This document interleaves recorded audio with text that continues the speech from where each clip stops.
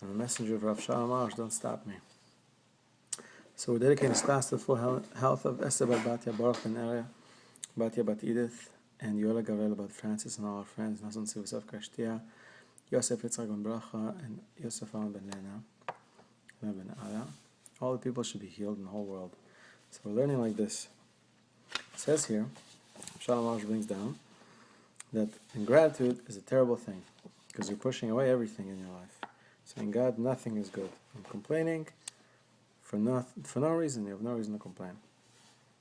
And it says here another thing. The main reason that the punishment for crying endlessly, crying needlessly in the desert continues is because we're still crying, complaining to this day. The punishment for needlessly crying in the desert after the sin of the spies was the destruction of the temple. He says, I'm going to give you something to cry about. So the destruction of the temple we cry about every year on Tisha B'Av, in the 3 weeks in general. We mourn the destruction of the temple. The destruction of the temple signifies the exile. When this temple was destroyed, we were dispersed around the world. The Jewish people were dispersed. We're still in exile. We're still dispersed. Yeah, we have our land of Israel, but we don't have our temple. So we're still dispersed. So that's why the punishment is still going, because we're still crying and complaining about everything. It doesn't go exactly to our wishes to this day. What does that mean? It means that today's exile is not because of God's anger thousands of years ago in the desert. It's because of the Creator desires that we rectify this sin and completely uproot ungratefulness from our midst. As long as we have not rectified this negative trait, the exile and all its travails continue. In other words, we are not being punished for our tears in the past, but for the fact that we're still crying today.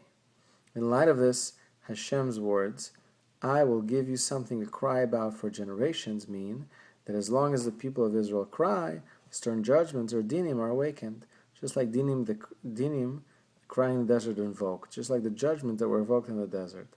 Therefore, if the Jews would uproot this terrible trait, that the redemption would come immediately. I like to say the whole world.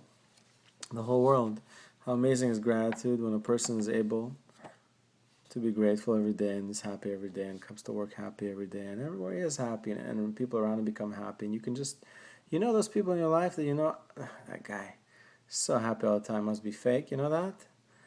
It's not. Why don't you go ask him, why don't you talk to him, why don't you figure out what actions he's taking, because it's not a feeling.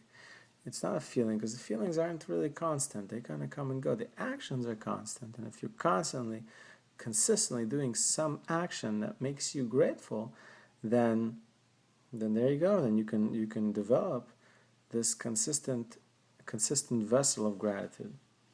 And that's what thanking Hashem is. Thanking the Creator every day. You go out there and you thank Hashem.